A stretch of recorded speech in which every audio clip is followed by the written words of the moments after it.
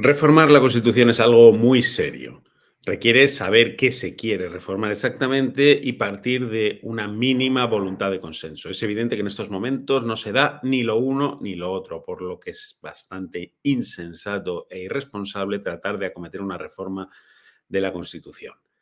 Sin embargo, todavía lo es más intentar reformar la Constitución por la puerta de atrás, mediante leyes de dudosa constitucionalidad que con un tribunal constitucional proclive luego sean interpretadas de forma más que generosa para de facto acabar cambiando nuestro sistema constitucional. Eso está pasando, sin ir más lejos, con la ley de amnistía y con un presidente del Tribunal Constitucional como Cándido Pumpido que, como sabemos, es proclive a manchar las togas con el polvo del camino. En la celebración del Día de la Constitución, este 6 de diciembre, vimos a Francina Armengol amagando con la posibilidad de reformar el título octavo de la Constitución o utilizarlo, como decimos, de forma amplia para que los ciudadanos puedan decidir su futuro, aludiendo de una forma velada al derecho de autodeterminación de Cataluña. Veremos este derecho de autodeterminación, que no existe, por otra parte, ejercido durante esta legislatura. Los mismos que decían que era imposible la amnistía nos dicen ahora que esa es una línea roja infranqueable, que jamás el Partido Socialista transitará por ahí, pero lo cierto es que la amnistía también era inconstitucional y hoy vemos que ya se tramita en el Congreso de los Diputados. Si Pedro Sánchez llega a esos extremos, a aprobar un referéndum de autodeterminación, llamado de otra forma, de manera más eufemística o como sea, lo cierto es que estaremos dando un paso irreversible hacia la descomposición del sistema constitucional español. Esta es la legislatura del cambio del modelo de Estado. Ya conocemos a Pedro Sánchez y, por lo tanto, es fácil sacar conclusiones. Estamos en Es Política con Pablo de Palacio, él es abogado, además de colaborador habitual de Es Diario. ¿Cómo estás, Pablo? ¿Qué tal? Buenos días, Hugo. Bueno, tenemos mucha actualidad por delante, encima de la mesa. Se puede hablar de amnistía, está también un referéndum de autodeterminación como posibilidad de futuro. Armengol, la presidenta del Congreso, es decir, la tercera autoridad del Estado, bueno, pues en el 6 de diciembre, en el pasado 6 de diciembre, 45 aniversario de la Constitución Española, dio la posibilidad o abrió la posibilidad a una reforma constitucional, ¿no? Diciendo que hay, bueno, pues muchos en España que consideran que hay que reformarla. Bueno, como digo, hay mucha actualidad por delante y toda tiene que ver con el ámbito jurídico. Pablo, vamos a comenzar por lo más reciente, por ese discurso de Armengol, la presidenta del Congreso. Abre la puerta a una reforma constitucional. ¿Qué tan fácil es? Bien, una reforma constitucional requiere una mayoría parlamentaria que no es una mayoría normal, es decir, no requiere una mayoría absoluta como estamos acostumbrados en según qué temas, sino que requiere 3/5 de las cámaras que voten a favor de esa reforma constitucional. Por lo tanto, es una reforma, es una proposición que, si bien es cierto que tiene cabida en nuestro ordenamiento vigente, pero es cierto que requiere un consenso político que en estos momentos yo no sé si realmente existe o no, porque ayer hemos de recordar, Hugo, que tuvimos la noticia de que Podemos abandonaba precisamente Sumar y por lo tanto ahí se dificulta todavía más esa mayoría parlamentaria que podría aglutinar el lado pues, a favor de ese cambio constitucional. Claro, porque efectivamente haría falta no una mayoría absoluta, sino una mayoría cualificada, ¿no? Es decir, mucho más que una mayoría absoluta y por lo tanto parece que en estos momentos no habría posibilidad de alcanzar esa mayoría. En todo caso, mencionó también pues, ese artículo, ¿no? Armengol, en donde precisamente se habla de un referéndum consultivo en España, ¿no? Es decir, ¿hasta qué punto es legal o no? Y aquí ya se enroca con la segunda cuestión, hasta qué punto es legal o no hacer un referéndum en España. Luego ya hablaremos más pormenorizadamente del referéndum de autodeterminación. Pero, ¿cómo está regulado el referéndum en España? Bien, el problema aquí no es el hecho de hacer un referéndum como tal. La Constitución establece que pueden hacerse consultas en según qué aspectos determinados. No obstante, lo que hemos de recordar es que aquí lo que se está pretendiendo es un referéndum cuyo objeto es la separación de la unidad de España. Y eso sí que la Constitución es muy tajante, es decir, no puede haber ningún tipo de consulta, referéndum o cualquier política con otra nomenclatura que tenga por objeto romper la unidad de España. Y eso es clarísimo. Si luego hablamos sobre una consulta no vinculante sufragada por dinero privado y es únicamente con el objeto de conocer un grupo determinado de personas si quieren o no quieren esa independencia y no tienen ningún carácter vinculante ni se utiliza dinero público, pues bueno, al final es como una asociación de vecinos que se reúne una tarde para pactar un tema privado. Pero con dinero público y con la Constitución en mano no se puede entrar a debatir si la unidad de España puede o no puede romperse. Eso es constitucional. Esa consulta a la que te referías, que también es una de las posibilidades que está circulando, ¿no? Pues por corrillos políticos, etcétera, sería pues como una encuesta, ¿no? Es decir, que una empresa, por así decirlo, pues hiciera una encuesta a un conjunto de la sociedad, pues si quiere o no extinguirse de España. Es decir, por ejemplo, una encuesta a la sociedad, a los catalanes, a la sociedad de Cataluña, ¿no? Pero sería en todo caso algo de ámbito privado, una encuesta y para nada vinculante. Es decir, ni tan siquiera haciendo un referéndum a nivel nacional, ya no pongamos el caso que solamente estaría, digamos, inscrito ese referéndum que proponen los independentistas en Cataluña, sino que Pedro Sánchez dijera, bueno, vamos, su hipótesis, vamos a hacerlo a nivel nacional. Tampoco se podría, ¿no? No, evidentemente, no se puede entrar a hacer un referéndum con dinero público sobre la unidad o no unidad del territorio nacional. Para eso es necesario un cambio constitucional, como decía la presidenta del Congreso, Francina Mergón. Y por lo tanto, a partir de ahí, lo que pueden hacer, si es que es lo que quieren, es una consulta con dinero privado, como si fueran, como yo decía, una asociación, una empresa, pero vamos, en ningún caso vinculante y tampoco con dinero público. Claro, más allá también de este referéndum, que esto de momento el PSOE, pues, digamos, cierra la puerta, ¿no? De momento, al menos, porque también lo cerraba en su momento con la amnistía, decía que era inconstitucional y ahora mismo, pues, vemos que la defienden claramente, ¿no? Y abiertamente. Es más, ya está en el Congreso de los Diputados, en la Cámara Baja, pues, esa proposición de ley, bueno, pues que está en trámite en esos momentos y que solamente tuvo, recordemos, la única firma del Grupo Parlamentario Socialista, es decir, del Partido Socialista en el Congreso, concretamente de Pachi López, ¿no? Entonces, veremos qué ocurre con el referéndum de autodeterminación, pero la realidad y lo que ya está encima de la mesa es una amnistía. Con esta realidad encima de la mesa, Pablo, ¿qué puede ocurrir? En primer lugar, habrá que tramitarla, habrá que aprobarla en el Congreso y a partir de ahí, ¿qué puede pasar? Bien, la amnistía en principio pues se tramitará por los cauces legales, se tramitará por parte de las fuerzas políticas y a partir de ahí si alguna de las fuerzas políticas o algún sujeto legitimado recurre esa ley de amnistía ante el Tribunal Constitucional y el Tribunal Constitucional actúa pues conforme le obliga la Constitución, pues podemos ver que haya una declaración de inconstitucionalidad o de constitucionalidad. Por ahí no vamos a encontrar tampoco el camino de la solución, es decir, la amnistía al final es una figura que si bien es cierto, a mi entender, rompe con la separación de poderes y con la independencia judicial porque permite que un poder legislativo se entrometa en las funciones del poder judicial y establezca una diferencia entre ciudadanos de primera y ciudadanos de segunda, es decir, aquellos que han de acatar las leyes y si no tienen que responder jurídicamente de sus actos y aquellos que por el contrario pues no tienen que hacerlo, pues bueno, más allá de esa situación que yo vuelvo a decir que evidentemente me parece totalmente anómala en un Estado democrático, pero es cierto que si se siguen los trámites legales, pues la ley de amnistía entrará en vigor, podremos ver cómo vuelven pues aquellos que no se han sometido a la justicia vuelven a España, podremos ver cómo aquellos que han utilizado dinero público y que además el Tribunal de Cuentas ha dicho que se ha utilizado indebidamente ese dinero público para la consulta y para el referéndum de autodeterminación, pues quedan automáticamente exonerados de toda responsabilidad contable y por lo tanto alzados los embargos sobre sus bienes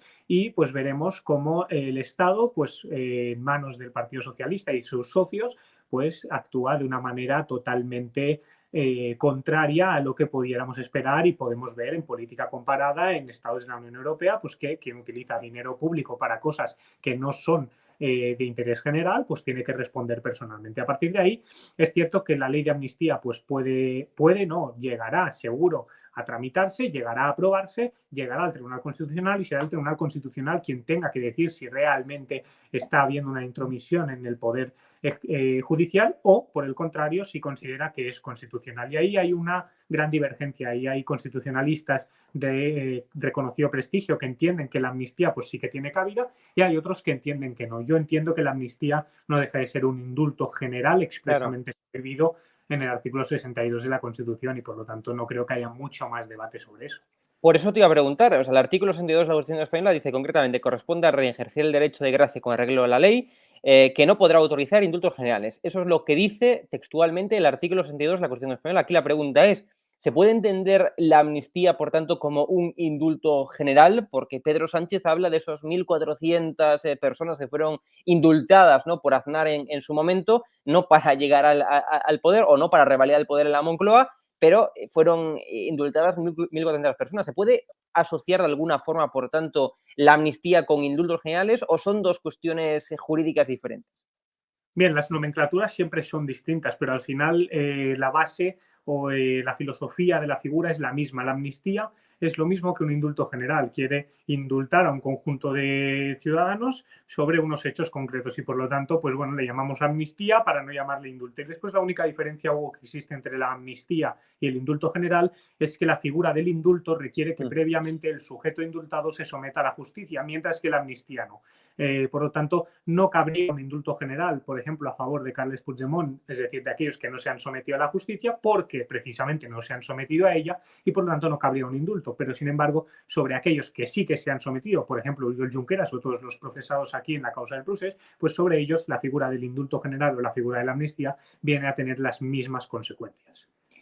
En cuanto estamos hablando de la posibilidad, por tanto, que después de aprobar la ley de amnistía en el Congreso de los Diputados, que es lo más probable, aunque ahora parece ser que Podemos pudiera amenazar, ¿no?, la aprobación de la ley de amnistía, porque considera que todos aquellos delitos que si se amnistían, valga la redundancia, delitos de corrupción, pues ellos no estarían a favor. Pero bueno, veremos a ver qué ocurre de ahora en adelante. Pero aquí cabría otra posibilidad, y es que a lo largo del trámite parlamentario de la amnistía, pues en las comisiones en cuestión, pues los independentistas catalanes, RC, Junts, etcétera, pues obligaran a incluir el término lawfare de forma explícita en esa ley de amnistía. Esa sería una posibilidad, y aquí sí que podría haber incluso un problema con la justicia europea, porque ya avisó que el tema del lawfare pues entra en contradicción con un Estado de Derecho y por lo tanto puede entender la justicia de la Unión Europea, el TJUE, que la ley de amnistía, si finalmente, insisto, esta posibilidad no se incluye de forma explícita el término, el concepto de lawfare, pues puede afectar los valores y principios de la Unión Europea, ¿no?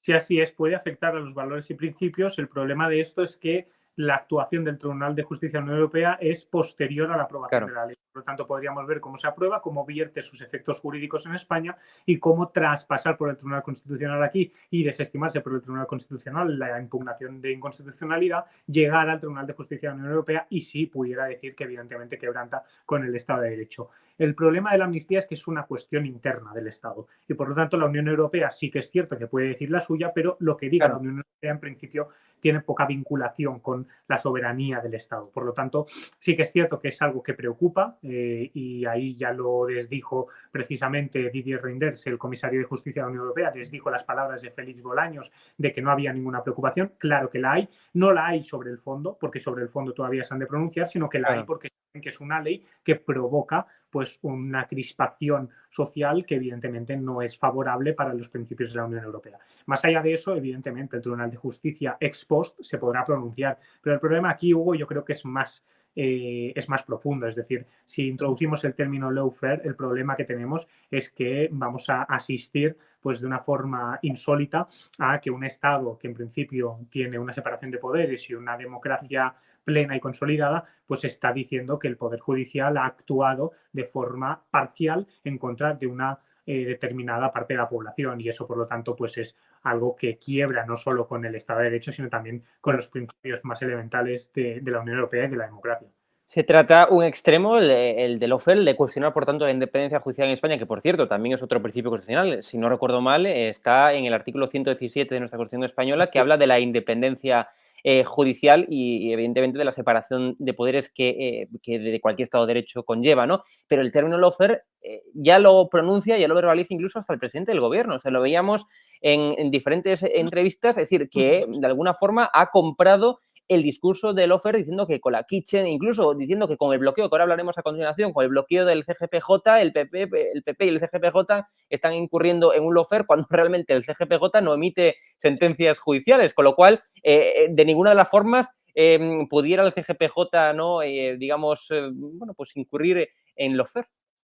Sí, es decir, esa alusión únicamente puede ser o bien por desconocimiento pleno de lo que es el Consejo General del Poder Judicial y sobre sus competencias, o por una intención de inducir a error a la ciudadanía. No puede haber otra. Es cierto que el Consejo General del Poder Judicial es el órgano de gobierno, el máximo órgano de gobierno de jueces y magistrados, pero a diferencia, por ejemplo, del Ministerio Público, el Ministerio Fiscal, el Consejo General del Poder Judicial no puede dar órdenes a sus jueces. Es decir, los jueces tienen totalmente independencia y tú lo decías, el apartado tercero del artículo 117 de la Constitución dice que los jueces y magistrados están sometidos única y exclusivamente al imperio de la ley, nada más. Entonces, a partir de ahí el gobierno dice, bueno, pues claro, si se aprueba la ley de amnistía, pues el órgano judicial de turno estará obligado a aplicarla porque al ser una ley está sometido al imperio de la ley, por tanto se va a aplicar. Y eso, en cierta forma, tiene razón, pero vamos a ver, vamos a pensar. Es decir, si el Poder Legislativo aprueba cualquier cosa, por más inconstitucional que sea o por más absurda que sea en los valores democráticos, quiere decir que un juez la ha de aplicar obligatoriamente. Hombre, pues ahí realmente estamos cayendo en el absurdo, ¿no? Y veremos que hay muchos pronunciamientos en ese sentido. Europa se ha empezado a pronunciar y Europa hará un pronunciamiento. El problema es que no será vinculante.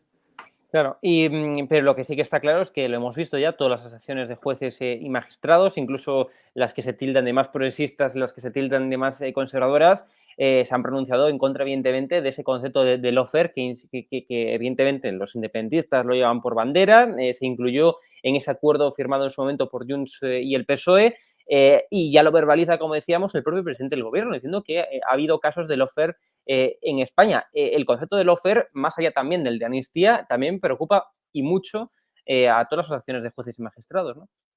Sí, evidentemente, lo que se está diciendo con ese término es que precisamente no hay independencia judicial, sino que hay un poder judicial que está al mando de un sector de la población y por lo tanto eso evidentemente preocupa y mucho porque pues al final es romper con los valores democráticos del 78 y romper con el Estado de Derecho y eso es básico. Más allá de la amnistía puede ser discutida o puede ser constitucionalmente pues debatida, pero evidentemente el término lawfare va mucho más allá y evidentemente yo creo que ahí sí que tendría que haber cierta prudencia, ¿no? Lo que pasa es que estamos asistiendo a un acto en el cual más que la prudencia hay un objetivo que es revalidar, que ya se ha revalidado la situación en la Moncloa, pero evidentemente no tendría que ser a cualquier precio porque se está poniendo a la venta pues la democracia y el Estado de Derecho. Eso es así de claro.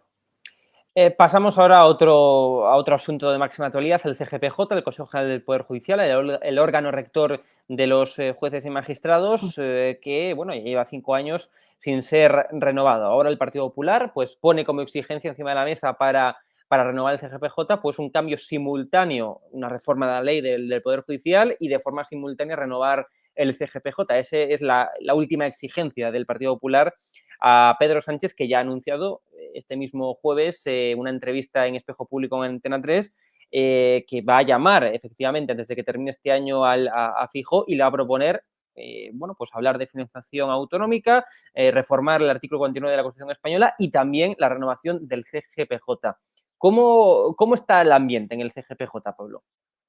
Bien, ahí es cierto que entre los magistrados pues hay un descontento tremendo, ¿no? Ya vimos hace un tiempo que Carlos Nesmes abandonó el CGPJ, lo hizo precisamente con la intención de que se renovara, no podía estarse, pues, digamos, condicionando la vigencia de un Estado de Derecho con un Consejo General del Poder Judicial, que es una de las bases y uno de los pilares fundamentales de nuestra democracia, porque al final es el órgano máximo de gobierno de jueces y magistrados y por lo tanto de uno de los poderes del Estado, no puede estar bloqueado al albur de lo que decida el poder político. Es decir, sí que es cierto que se necesita, y ahí me van a encontrar siempre, un cambio en cuanto a la elección de los miembros. Tendría que ser una elección por el Poder Judicial, no tendría que en absoluto tener cabida un pronunciamiento. Perdona, como ya había antes en España antes del 85, es decir, la Ley General del Poder Judicial que se modificó Felipe González del PSOE en el año 85, antes de eso, la primera ley del Poder Judicial, digamos, pues precisamente proponía eso, ¿no? Es decir, que la mayoría de los jueces y magistrados fueran elegidos por los jueces y magistrados y no 10 y 10, 10 por el Congreso, 10 por el Senado, como están en estos momentos, ¿no? Claro, y lo lógico es eso, ¿no? Al final, en el poder legislativo decidirán los políticos, y en el poder ejecutivo decidirán el gobierno, y en el poder judicial decidirán jueces y magistrados, que son al final los que forman parte de ese entramado judicial. Porque además hemos de recordar que los jueces y magistrados están sometidos al imperio de la ley y por lo tanto tienen un deber de independencia judicial. Sin embargo, no lo tiene así el Poder Legislativo. Entonces, permitir que el Poder Legislativo decida sobre la vigencia o sobre la renovación del Poder Judicial, del Consejo General del Poder Judicial, es algo totalmente anómalo.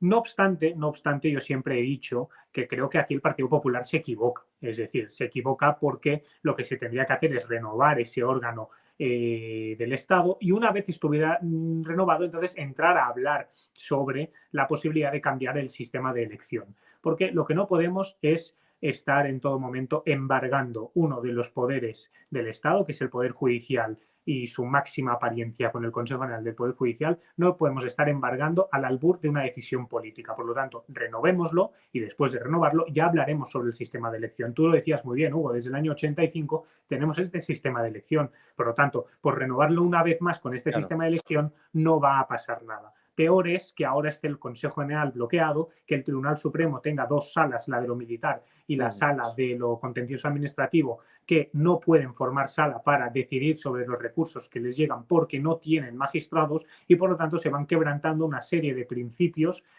constitucionales y jurídicos que lo único que hacen es menguar la seguridad jurídica de todos los ciudadanos. Por lo tanto, yo creo que es de máxima urgencia que se renueve y luego ya se hablará sobre el sistema de elección.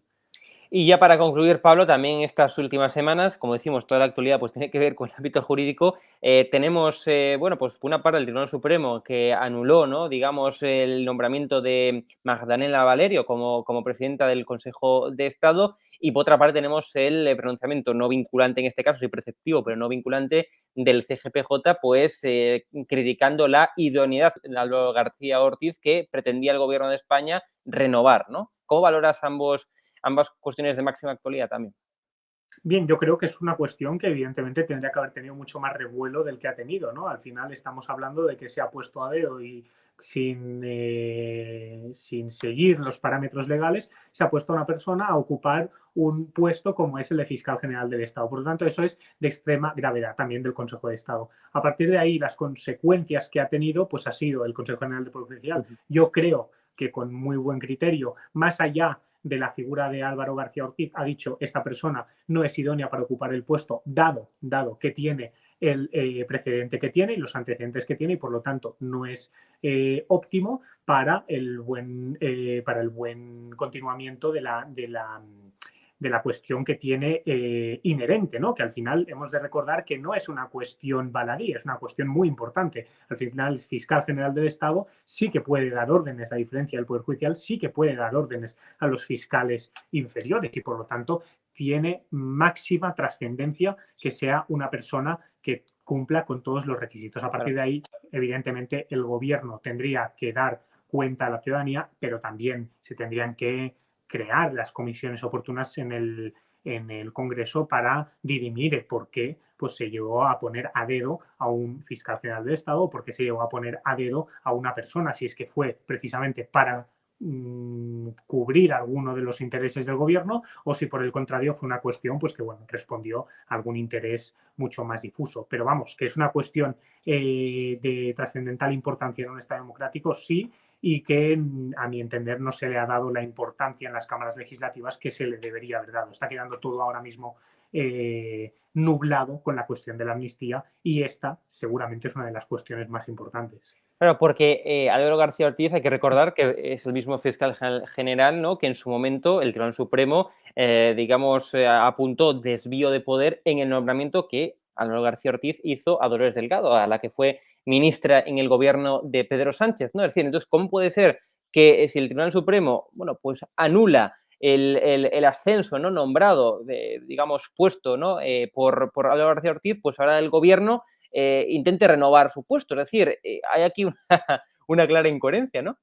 Hay una clara incoherencia y a mí lo único que me responde es a que el gobierno lo va a achacar, y si no ya lo veremos en unos días, lo hablaremos, lo achacará a un nuevo tema del lawfare. Dirá que el Tribunal Supremo precisamente ha dicho que es un desvío de poder porque es un fiscal que no les interesa pues que esté al mando de la Fiscalía General del Estado. Sin embargo, más allá de eso, es muy claro. Es decir, cuando hay desvío de poder es porque no se siguen los parámetros y cuando sí que lo hay es porque no se han seguido. Ya está, no hay más. Es decir, no hay más vuelta de tuerca. Así como sí que la puede haber con otras cuestiones que pueden ser objeto de debate, aquí no lo hay. Y por lo tanto, cualquiera que quiera y que tenga la duda de si realmente lo ha habido o no, es tan fácil como ir al Poder Judicial, leerse la sentencia. Es complicada de entender, lo vamos a decir ya desde este momento, pero veremos ahí si realmente se ha seguido o no se ha seguido los parámetros.